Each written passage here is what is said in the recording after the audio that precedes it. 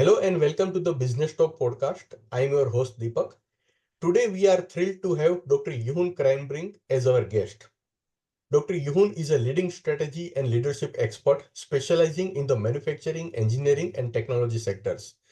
As the co-founder, mentor, and educator at Strategy.Inc in Amsterdam, he provides leaders with actionable insights and detailed strategies that drive success. In this podcast episode, we will explore the principles and practices of Agile strategy design, discussing how businesses can implement Agile methods to stay competitive in a rapidly changing world.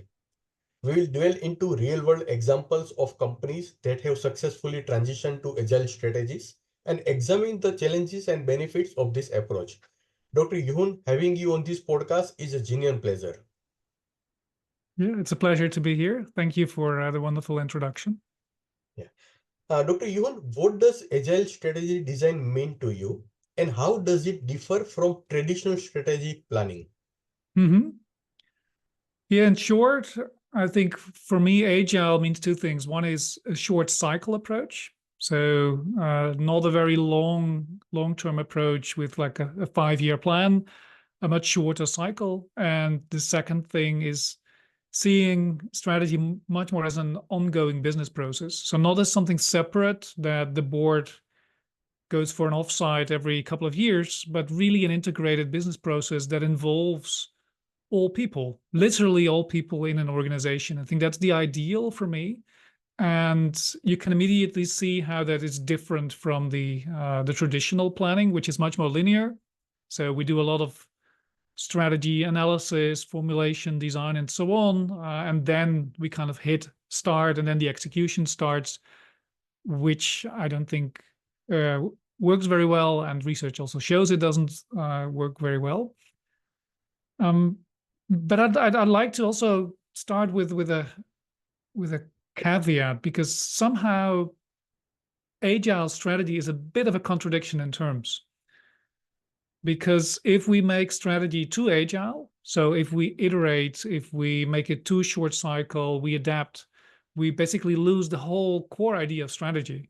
Because what strategy is all about is giving us a relatively stable frame of reference for a while. So for a year, for 2 years, 3 years, whatever the period. And if we really get into the extreme agile versions, then it's not strategy anymore. So there's kind of this contradiction, and also the balance that we need to find between when do we stick to our intentions and plans and when do we pivot and adjust. But generally, I think it's a much more short cycle and a much more integrative approach with people across the organization. Very insightful. Can you explain the core principles of Agile strategy and how they can be applied across different industries? That's a big question, but let me just focus on a few Sure. in line with what I just said to your previous question. One aspect is seeing strategy as an ongoing, never-ending process rather than as an event. I think traditionally we had an offsite a couple of days every couple of years. You had an exciting time. You did your SWOT analysis, your post-its, and so on. Then you created your plan, and then basically nothing happened. I'm putting it a bit extreme, but I think that's been the experience many people had, that there was a great plan that just gathering dust in a drawer. So make it an ongoing, never-ending process. So see it as a process rather than a project. I think that's a very important principle. A second principle is that this cannot be done by just the people at the top. And this is also a very traditional view, like strategy is that what top management does. There's even definitions of strategies literally saying that what top management does, which I think is nonsense. Strategy is an aspect of everyone's job. Whether you're an employee, a mid-manager, a team manager, an executive, you can always look at the longer term and the bigger picture of your particular job. So an important principle of Agile strategy for me is that it involves everyone, and not to have all employees talk about the strategy of the organization in general, but talk about strategy for their job, their unit, their division. And you create let's say, an organization-wide dialogue between all your people. And if you do it in that way, and maybe that's a third principle, or at least an important aspect, is seeing strategy, formulation, design, development, whatever you call it, as a parallel process with execution or implementation. So rather than seeing them as sequential, where there is all the analysis and the planning and the formulation first and then the execution, see them as two parallel processes. And if you abstract a bit further, then the main principle is kind of reconnecting thinking and doing, because that's what we've been over the past century, and even since the Enlightenment, if you like, we've become so used to splitting thinking and doing in organizations. The thinking is done at the top, the doing at the bottom. In time, think first, then act. While those two splits really create the big split between strategy and execution, which is no surprise, because if we split thinking and doing organizationally and in time, we do get the problems and the low success rates that we see. And I see agile strategy as a way to kind of fix this disconnect in organizational levels and in time. What are some key indicators that a company needs to shift towards a more agile strategy? Any 2 or 3 key indicators, if you can explain? Yeah, with indicators, you mean how you can see that a company has shifted? Yes. The future prospects, basically, to align with the agile strategy. Mm-hmm. I think when you look at a company that still relies very much on the traditional thoughts, if you're using SWOTs, if you're putting a lot of attention to mission and vision, if you do strategy offsites, if strategy is just done by the board and then kind of thrown into the organization over the fence, I think those are all signs that you need to shift. And also, and I did not answer that part specifically of your previous question, like you asked also like across industries. And I think this applies in basically every industry today, because there's barely any industries that are kind of super stable, very predictable anymore. Because in those situations where you are a very stable, very predictable environment, and where your intention is just to stick to what you've been doing all the time, then the traditional approach may work. But I think those cases are quite rare.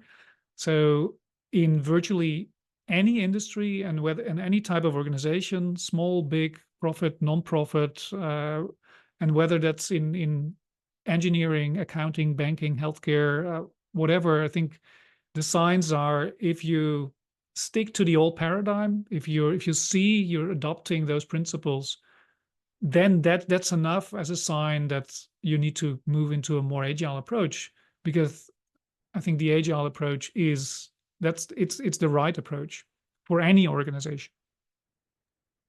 Can you share an example of a company that has successfully implemented agile strategies, and what lessons can we learn from their experience? Yeah, and I would like to draw from a very old example, also to show that for me, agile strategy is nothing new and is something we should have been doing for at least 60, 70 years already, or maybe even 100 years. So somehow we've kind of we've got on the path of traditional strategy, which has never really worked. And this is an example, Honda, with the motorcycle division, coming to the United States in basically it's 1959, early 1960s. So you would imagine that's a completely different time, and today is much more uncertain, dynamic, complex, VUCA, whatever. But this example, it's also used very frequently by Henry Mintzberg, famous strategy management professor, who has been at the forefront of promoting an agile approach to strategy his entire career from the early 70s on. He called it emergent strategy, but if you look at the principles, the basic idea is the same. Have a learning, incremental approach. And Honda in 1959, 60, so these first couple of years, that's what they did. They went to the United States with, I think, a group of 8 people. And this is, by the way, quite well documented on Honda's website. You can just look it up. The whole story in very much detail, how these 8 people went into the market. So they did not do a enormous market research, and their main approach was let's start with something. We have our Japanese motorcycles, where of course the main idea was, or the main concern was, this contradicts the American market, because America in the United States, they want big Harley Davidson type of motorcycles, not the small ones Honda could sell. So would they have used the traditional approach, they would never have entered there probably, or with a very different motorcycle. And it's exactly because they followed this much more iterative, emergent, agile learning approach, with moving there with a small group of people, with I imagine like a container full of motorcycles, with some ideas on how to sell this, and just start. So you can see how strategy development and execution go hand in hand, how you start small, how it's an incremental learning process. And that has been a tremendous success. So, and I think it's important to realize that agile strategy is nothing new. And even though the term agile is now used for many different, for basically every type of process, we now have an agile version. But this was, I think, was already the right approach like 65 years ago. So I always like to have these very old examples that show how this already worked over half a century ago. Yeah, it's very nice to share, insights from the Hondas. What are some of the, so based on your research and findings, what are some of the common challenges businesses face, when adopting an agile approach, and how can they overcome them? Yeah, I think the main challenges are twofold. One is mindset, is the belief that it can be done and that it is the right way, because somehow we have a very strong, or many people have a very strong belief in the traditional approach. It's like almost like a religion or a dogma, where we kind of think we need a mission, we need a vision, we need to do a SWOT, we need to do extensive market analysis. So we do it. Whether it works, well, people. So it's really mindset, kind of accepting that that's not the way to go about doing strategy. So unlearning the traditional approach and opening up your mind to a more iterative, agile, emergent approach to strategy. So that's mindset. The other main challenge or hurdle, I think, it's organizational. Because if you look at what truly embracing agile strategy means, in the way I described it earlier, it means an organizational change. It means a governance change.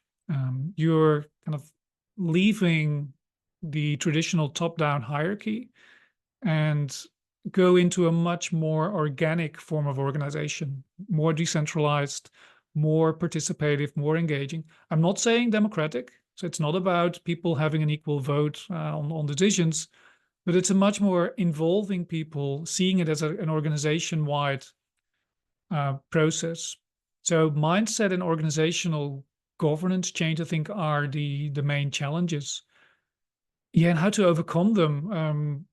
It's also hard. It's hard to not do some self-promotion here, because my entire career has been focused on this. First as a researcher, then as a consultant and an author, in trying to help people move away from the traditional approach to a more adaptive, short cycle, agile approach. So there's, I think, since it is about mindset and understanding governance, I think main thing to start with is reading. So I have some books myself, the Strategy Handbook, the 1 Hour Strategy, but there's other people. Read, for instance, Henry Mintzberg's work on strategy, the classics on strategy, to truly appreciate what emergent agile strategy means, and also how it affects and is related to your organizational governance. And of course, if you're really into it, we with our company Strategy.Inc, we developed training programs for consultant. We do consulting for organizations. We have a strategy competency framework to actually help your entire staff at all levels to move into a more agile approach. But I think first thing is assuming you are a leader who's in charge of strategy, read, get convinced that this is the right approach, and then probably ask someone with that similar mindset to help you.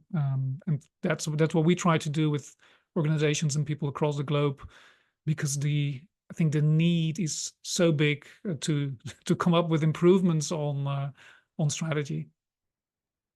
Yeah. What role does technology play in enabling agile strategy design, especially in industries like manufacturing and technology? Mm-hmm. I have to be honest here, is that myself and also with the company, we use a very kind of low-tech solutions.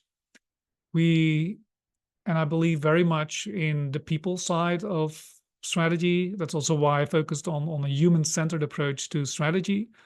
Their judgment, their creativity, their values, their purpose, their drive.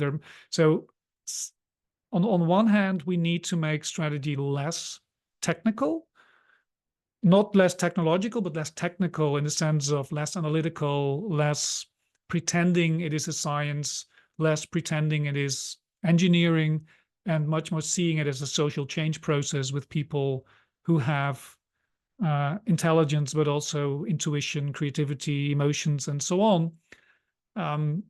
So that's one side.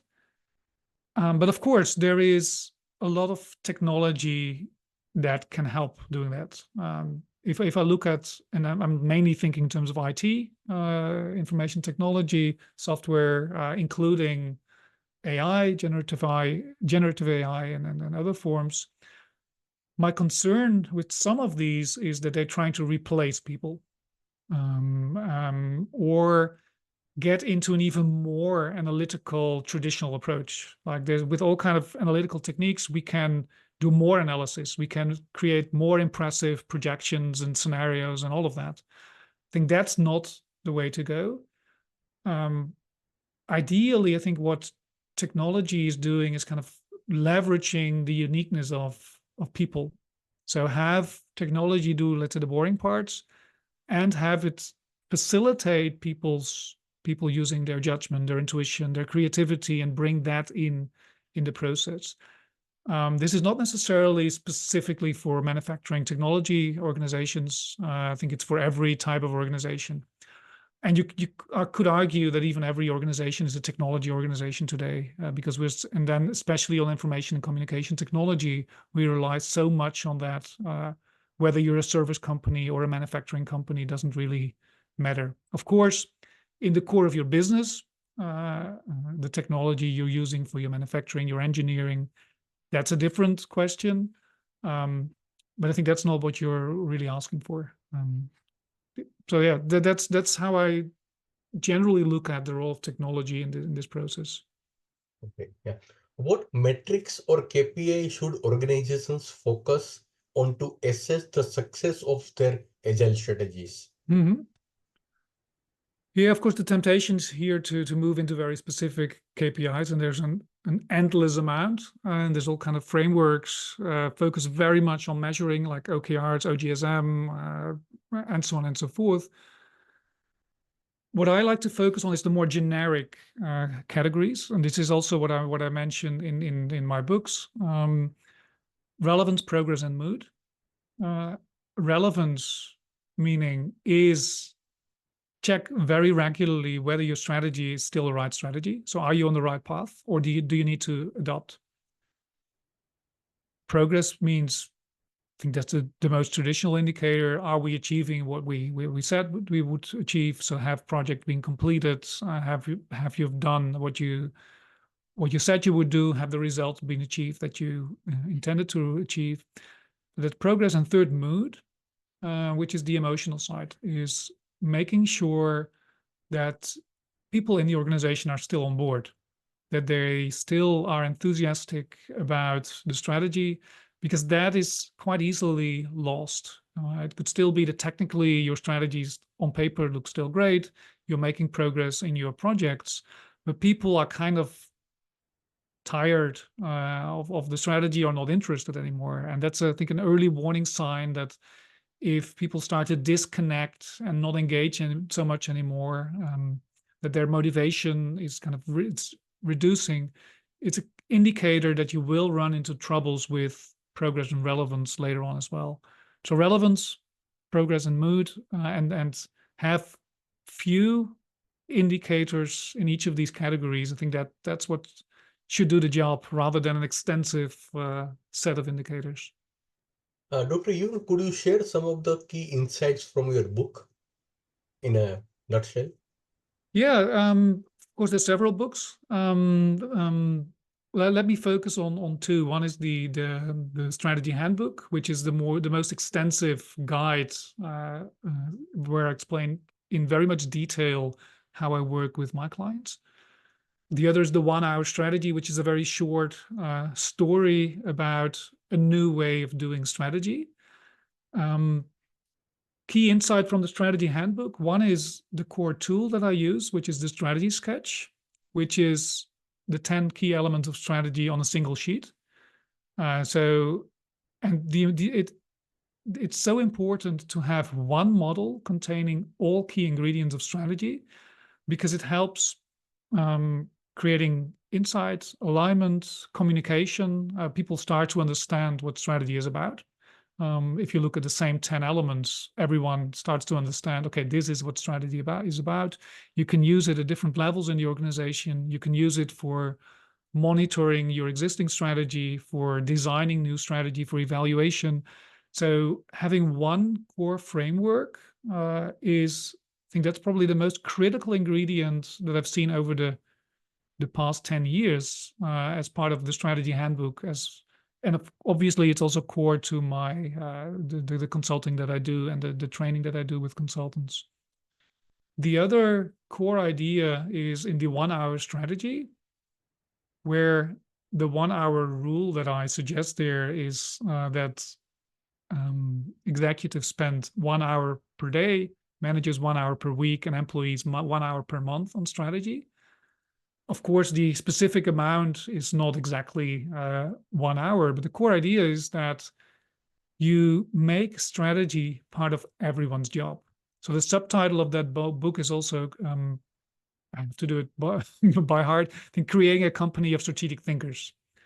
Not just at the top, but helping people at every level develop their strategic competencies, which is exactly why with our company, we also have decided we need to offer also the competency training for people at all levels, because there is no such thing.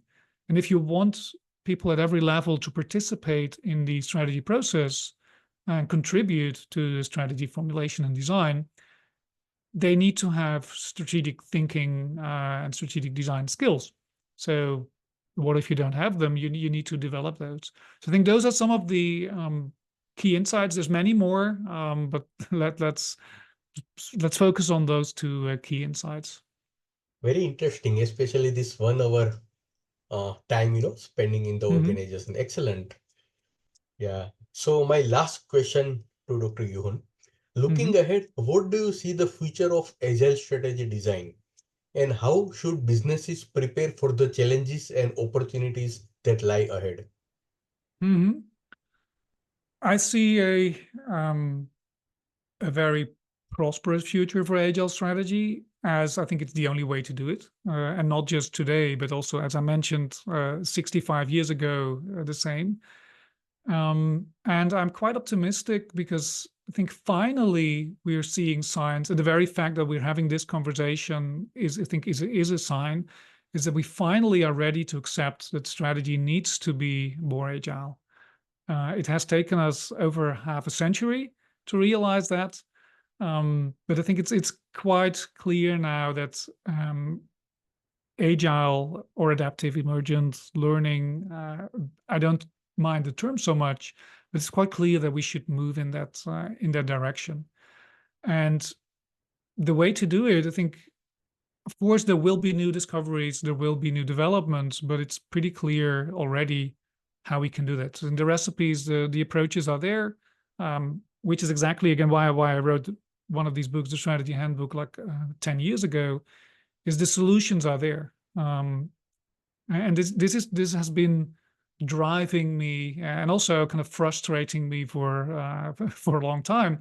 Having roots in science and as well in practice, is seeing that so many organizations struggle with strategy, success rates or failure rates still being extremely high for decade after decade, and at the same time seeing that the solutions are so clear. It's not rocket science. It's clear you need to have a more participative, engaging approach. How to do it is also clear. So now the solutions have been there. The problem has been there for a long time, but I think finally we also have the awareness that the people with the problem recognize that there are the solutions. So I'm quite optimistic there. Regarding the second part of your question, so how businesses should prepare, probably the same answer that I gave earlier is mindset and governance model is read, learn, look, of course, my materials, our materials at Strategy.Inc, and many others. Immerse yourself into what a more adaptive agile approach to strategy is, and start appreciating that that's the way to do, and be ready to change the way your organization is governed. So move away from the traditional hierarchy to a more organic form. So it's basically repeating what I said earlier. I think that's the main thing to prepare for all the challenges. And there will, of course, be many more challenges that you will face. There will be resistance, there will be failure, and so on. But if you start with mindset and organizational governance, those are the two most fundamental things you need to tackle. Everything else is kind of practicalities, technicalities, and that will work out if you have these first two in place. As we wrap up today's episode, I want to extend a heartfelt thank you to our guest, Dr. Jeroen, for sharing such invaluable insights and expertise.